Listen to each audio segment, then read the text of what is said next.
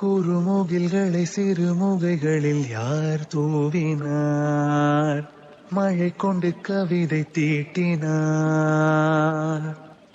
இளம் பிறையினை இதழிடையினில் யார் சூட்டினார்? சிரித்திடும் சிலையை காட்டினார். எறும்புகள் சுமந்து போகுதே சர்க்கரை பாறை ஒன்றினை, இருதயம் சுமந்து போகுதே இனிக்கிற காதல் ஒன்றினை. என் சின்ன நெஞ்சின் மீது இன்ப வாரமேற்றி வைத்ததார். கம்பன் சொல்ல வந்து ஆனால் கூச்சம் கொண்டு எழுதா ஓருவமை நீ. வர்ணம் சேர்க்கும் போது வர்மன் போதை கொள்ள முடியா ஓவியமும் நீ.